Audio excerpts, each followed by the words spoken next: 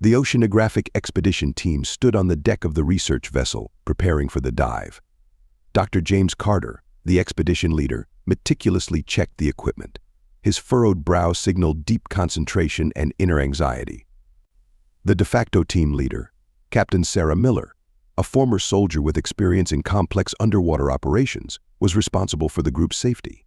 She was inspecting the safety systems with engineer Tom Reeves. Their movements were synchronized and precise, like a well-tuned machine. Biologist Lisa Hunt reviewed the latest data on an unusual anomaly at the seabed, while psychologist Mark Davis prepared to work with the team under extreme stress conditions. "The anomaly is over 2,000 meters deep," James said, studying maps and charts. "We need to be ready for anything unexpected." "Hope we know what we're getting into," Tom remarked sarcastically, tightening the straps on his diving suit. Sarah gave him a stern look. "We do, Tom. And remember, our safety is in our hands." Once all preparations were complete, the team took their places in the deep-sea submersible. The clanging of metal and the noise of hydraulics accompanied their descent into the uncharted darkness of the ocean depths. The dive seemed endless, but the tension grew with every meter. At 2,000 meters deep, sunlight had long ceased to penetrate. The ocean was as black as pitch, and only the submersible's lights illuminated the way. When the instruments indicated they had reached the bottom, the team saw something incredible. Before them lay an enormous underwater city, surrounded by a massive air bubble. The city seemed untouched by time, its architecture reminiscent of ancient civilizations, yet with elements that could not be explained by any known culture. "How is this possible?" Lisa whispered, unable to believe her eyes. "I don't know, but it's something extraordinary," James replied, his voice trembling with excitement. "We have to explore this place." Sarah scrutinized the city through the submersible's window. "We must be very careful. This place could be dangerous." The team landed on the surface of the underwater city.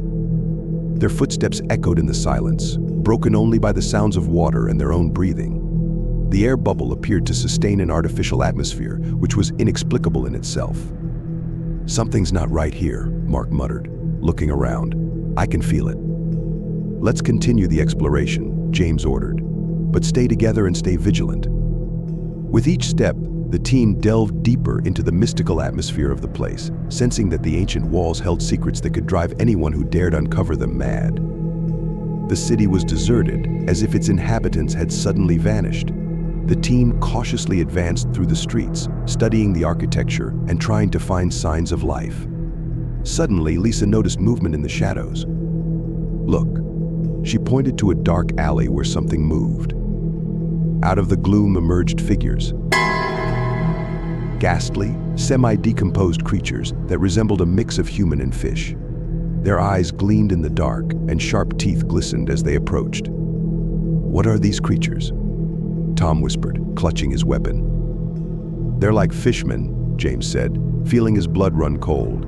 "Stay back. They could be dangerous." The creatures surrounded the team, examining them with evident curiosity. One of them seemed to attempt communication, producing strange, gurgling sounds that echoed through the underwater city.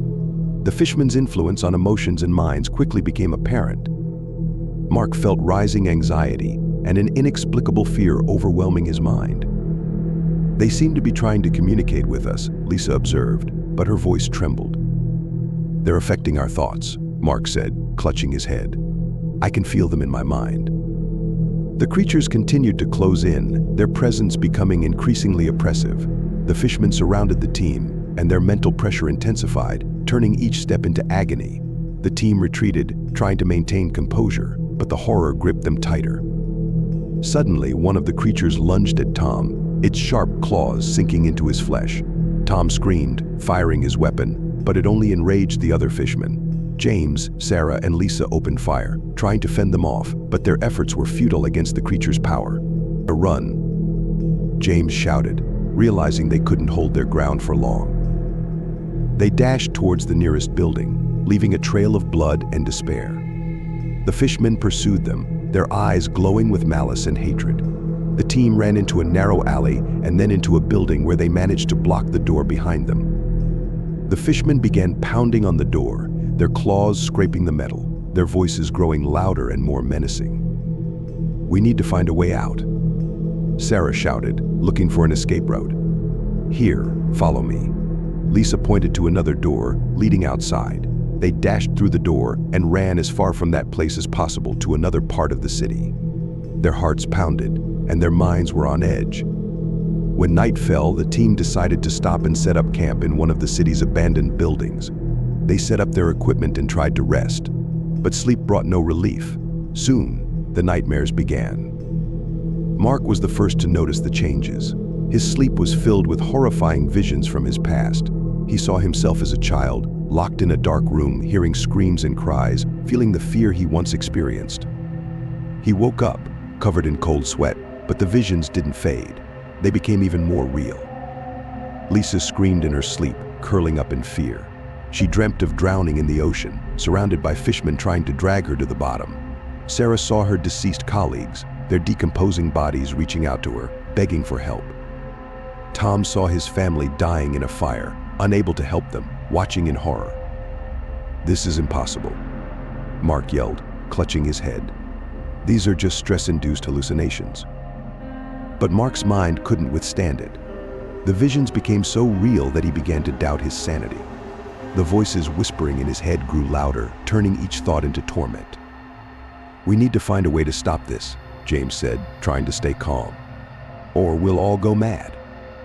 "We need to get out of here," Sarah suggested, but her voice was weak and trembling. However, there was nowhere to go. The city seemed to trap them, consuming their minds and turning each moment into agony. The fishmen lurking in the shadows watched them, relishing their suffering. Mark was the first to break. He started laughing, his laughter turning into a hysterical scream that echoed through the deserted streets. "They're here," he whispered, staring into the void. "They've always been here." The team watched as their psychologist, the one who was supposed to help them cope with the madness, became its victim. The visions filling their minds grew even more terrifying, and hope for salvation faded with each passing moment. Despite her fear and horror, Lisa tried to remain rational. She searched one of the city's old libraries and found ancient manuscripts that might explain the origins of the mysterious underwater city. Her hands trembled as she opened the first page, covered in strange symbols and drawings of creatures resembling fishmen. "Look at this," she called to the others. "There's something written here about the city and its inhabitants." Tom, whose mind had long been under pressure, paid no attention to Lisa. His paranoia and aggression intensified with every passing minute. He began to suspect everyone around him. "You set us all up," he shouted at Lisa, grabbing her find. "You knew about this place and brought us here on purpose." Lisa stepped back, her eyes widening with fear. "Tom, calm down, it's not true. We're all here together." But Tom didn't hear her. His mind, tormented by visions and fear, no longer responded to logic. He grabbed Lisa's arm, squeezing it so hard she cried out. "You don't understand," Tom yelled. "They came for us. They're everywhere." James and Sarah tried to calm Tom, but his aggression reached its peak. In a fit of rage, he drew a knife and began waving it, threatening anyone who tried to approach. Suddenly, Tom, retreating, slipped and fell onto a sharp fragment of an ancient column. The knife fell from his hand as he felt something pierce his body. Blood quickly spread across the stone floor, and his eyes rolled back as he took his last breath. Lisa, shaken, looked at the dying Tom, feeling guilty for his death. James and Sarah tried to bring her to her senses, but their faces showed clear concern. Tom had become the first victim of this mysterious place. Tom's death plunged the team into even greater confusion. The psychological pressure intensified, and Captain Sarah began to doubt her leadership. She often secluded herself to think, but her thoughts were dark and troubling. "We can't continue like this," she said one night, gathering the others. "This city is destroying us from the inside." "We need to find a way out," James agreed, but his voice was full of doubt. "But I'm not sure we can. I don't think the fishermen will just let us get back to the submersible to return to the surface. Besides, the city itself seems alive, reacting to our presence." "What do you mean?" asked Lisa, her voice trembling. "I've noticed the walls and structures changing," James explained. "It's as if the city is adapting to us, altering its architecture to trap us here." Mark, still struggling with visions and madness, merely giggled from the side. His mind was so shattered that he could no longer perceive reality accurately. Sarah sighed, trying to muster the strength to continue leading the team. "We have to keep exploring. Maybe we'll find a way out of here. But be careful, there's something very ancient and dangerous here." The team ventured further into the city, feeling the growing threat. They sensed the walls breathing, heard the sounds of the past filling the air, as if the very stones of the city were trying to tell them something. The signs that the city was alive became more apparent with every step, bringing them closer to a truth they might not withstand. As Lisa studied another set of manuscripts, she came across a phrase that made her blood run cold. "The city consumes its inhabitants, turning their fears into reality." She realized they had become part of this ancient horror, and the only path to salvation lay in understanding the nature of this place. But time was running out, and the city seemed ready to consume them whole. Mark, whose mind had long been on the edge, finally lost control. The nightmarish visions and the city's psychological pressure had taken their toll. He looked at Lisa with wild terror in his eyes, as if she were the source of all his nightmares. You, it's all you." Mark screamed. "You brought us here. You are the embodiment of my fears." Lisa stepped back, feeling her heart pound in her chest. "Mark, it's me, Lisa. We're here together trying to find a way out. Please, calm down." But Mark was deaf to her words. He stepped forward, brandishing a sharp stone he had picked up from the ground. Lisa dodged at the last moment, and the stone merely grazed her arm, leaving a bloody streak. She realized she had no choice but to defend herself. Lisa grabbed a nearby piece of wall debris and struck Mark on the head. He staggered back but came at her again. Barely holding back tears, she struck him again, harder this time. Mark collapsed to the ground, unconscious. She stood over him, trembling with fear and shock, unable to believe what had just happened. When Mark came to, his eyes were filled with madness. He jumped to his feet and, shouting incoherent threats, ran deeper into the city, disappearing into the dark alleys. Deeply shaken, Lisa tried to calm herself. Her body trembled, and her mind raced with 1,000 thoughts. James and Sarah, who had been outside the building on watch, rushed to her upon hearing the commotion and saw the signs of a struggle. "What happened?" Sarah asked, looking around. "Mark. He lost his mind. Attacked me and ran off," Lisa whispered, still in disbelief. "We need to find him," James said, though his voice was filled with doubt. He could be dangerous.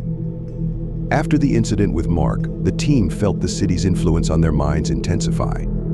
The voices whispering from the darkness grew more insistent. They invaded their thoughts, manipulating them and causing strange and terrifying visions. Sarah and James decided they needed to come up with an escape plan.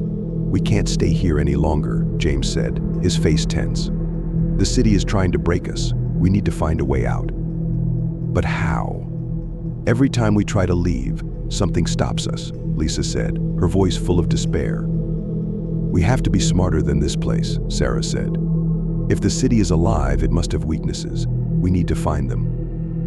The team began exploring new parts of the city, despite the increasing voices trying to lead them astray. The strange sounds grew louder, and soon they began seeing figures in the shadows, resembling humans but distorted and horrifying. "These are hallucinations," James said, trying to stay calm. "Don't give in to them." But it was easier said than done. Every step became a trial. The voices grew louder, and their words penetrated their minds, causing fear and paranoia.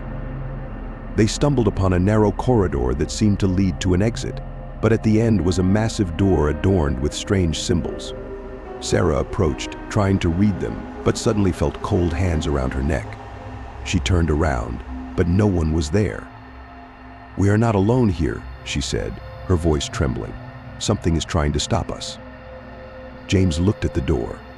"We have to get through it. It's our only chance." They began pushing the door, but it wouldn't budge. The voices grew louder, turning into screams. Lisa felt her head splitting with pain. "Hurry up," she cried, feeling her mind starting to give in. Finally, the door gave way. Behind it was another dark corridor leading deeper into the city. Clenching their teeth, the team stepped forward, knowing that every step brought them closer to the truth, and possibly to complete madness. Mark, running deeper into the city, felt madness engulf him. His breathing was ragged and his mind clouded. The voices didn't cease, intensifying with each moment. He stumbled upon massive gates adorned with ancient symbols, pulsating in time with his heartbeat. "This must be the exit. It must be," he whispered, pushing the gates. The gates creaked open, and Mark stepped into the city's central part. Before him stretched a vast hall filled with ancient artifacts and statues depicting fish-like creatures. In the center was a large basin filled with a dark, viscous liquid emitting a sinister light. "This is my salvation, or death," Mark thought. He stepped towards the basin, hoping to find a way to escape this nightmare. But as he approached, the liquid began to bubble and overflow. Shadows burst forth, wrapping around Mark, squeezing him with fierce strength. He screamed, but his cry was muffled as the shadows entered his mouth and eyes. Mark felt his mind and body being torn apart from within, and in a final act of desperation, he tried to break free. But the shadows, as if alive, absorbed his fears, turning them into tangible pain. When the shadows retreated, Mark was no longer himself. His eyes were empty, and his lifeless body collapsed to the floor. The city had claimed another victim, turning his fears into an eternal nightmare. Meanwhile, the remaining team members realized their time was running out. Lisa, Sarah, and James felt the city's pressure intensify. The voices grew more sinister, and every step was filled with unbearable anxiety. "We can't wait any longer," James said, his face tense. "If we don't find a way out now, we'll all die here." "Mark is gone," Lisa whispered, her voice trembling. "He won't be coming back. We have to move on." With each step, Lisa felt her mind begin to give way. The voices of her dead colleagues grew louder, their images flickering before her eyes as if they were real. She saw Tom standing in the corner, his eyes filled with accusation and pain. "You killed me," he whispered. "This is your fault." "No, it's not." Lisa closed her eyes, trying to dispel the vision.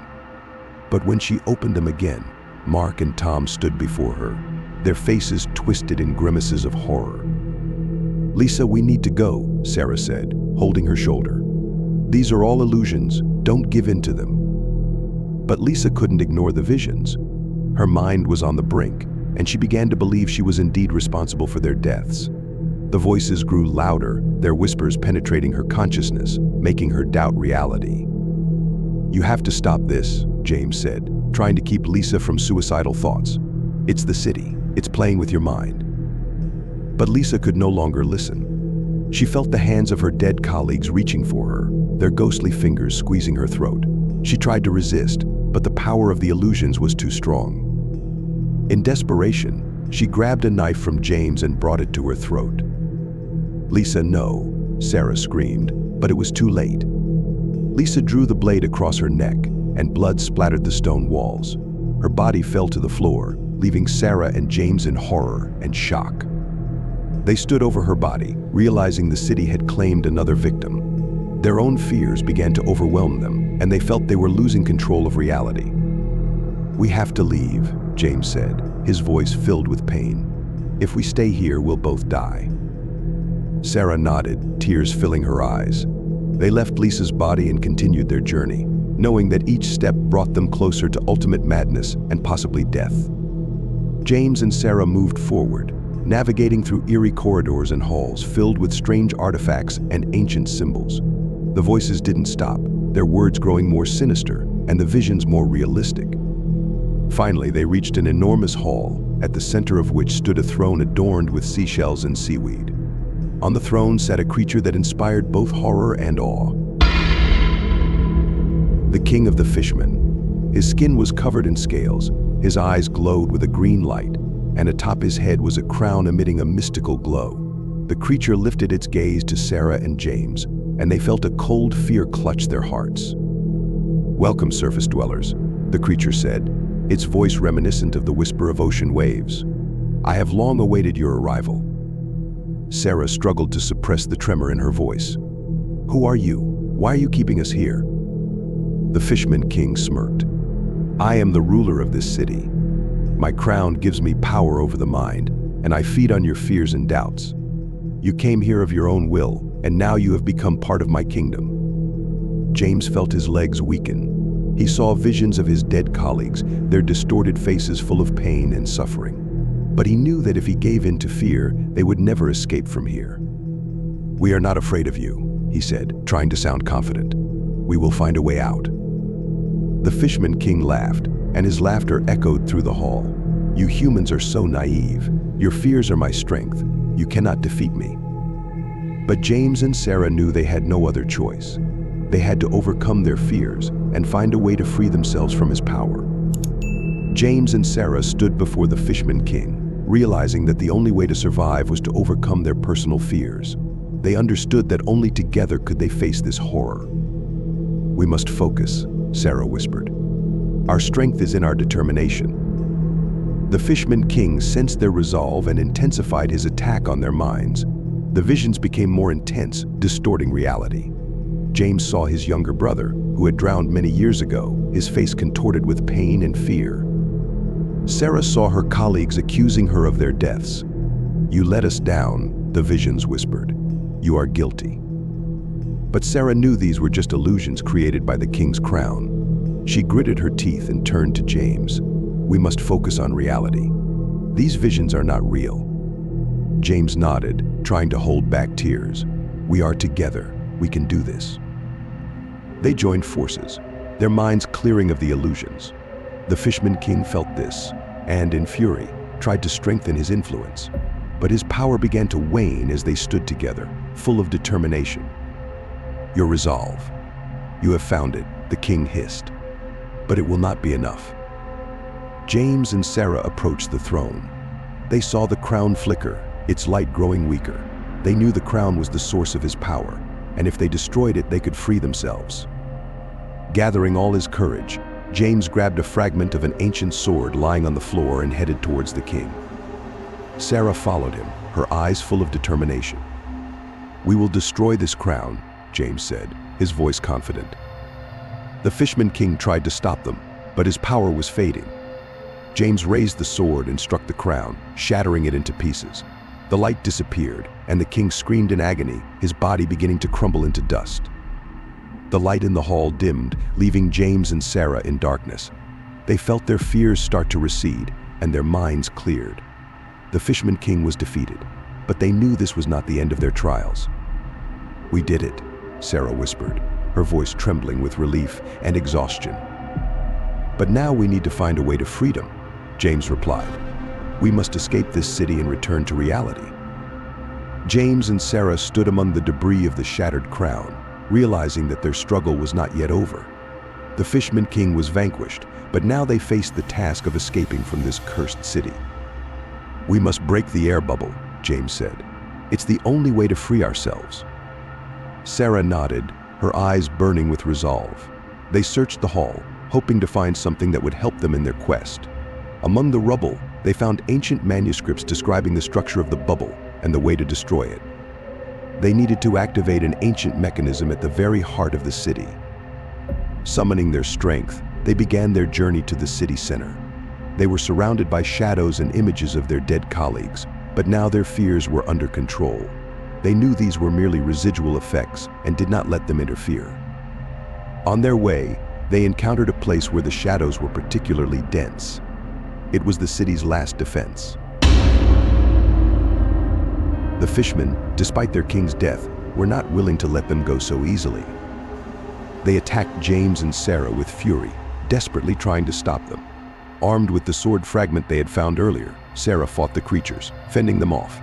James, using his knowledge, activated the ancient mechanism that was supposed to break the bubble. "Hurry, we don't have time," Sarah shouted, battling yet another wave of creatures. James pulled the lever, and the mechanism came to life, emitting a low hum. The entire city trembled, the walls began to crack, and the dome of the air bubble flickered, ready to collapse.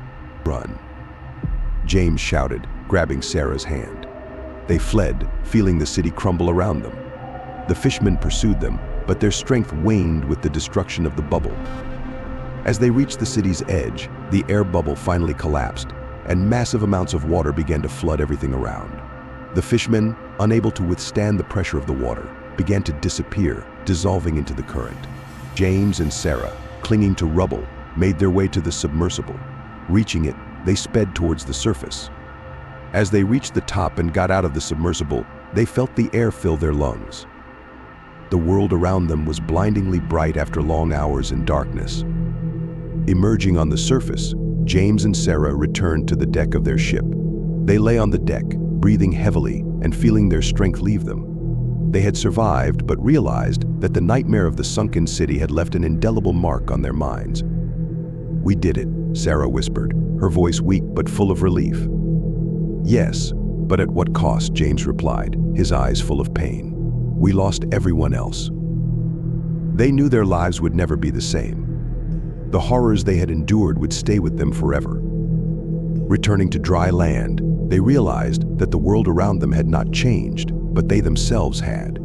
They felt like strangers among people who did not know what lurked in the depths of the ocean. James began to see shadows at the edge of his vision, sometimes hearing whispers that never fully went away. Sarah suffered from nightmares that took her back to the sunken city every night. "We need to tell people about this," James insisted. "They need to know." "But who will believe us?" Sarah countered. "They'll think we're mad." Nevertheless, they tried to share their story with scientists and journalists, but were met with skepticism and ridicule. Their warnings about the horrors lurking in the ocean depths went unheard. Eventually, they decided to isolate themselves, far from the hustle and bustle of the world. They moved to a quiet coastal town where they could live in peace, trying to forget the past. But the horrors of the sunken city never left them. Every morning and evening, looking at the ocean, they remembered what they had seen and endured. And though they tried to move on, their minds remained forever altered. They understood that the horrors they had endured would haunt them for the rest of their lives. The ocean had become for them not only a source of life, but also a symbol of the unknown terror lurking in its depths.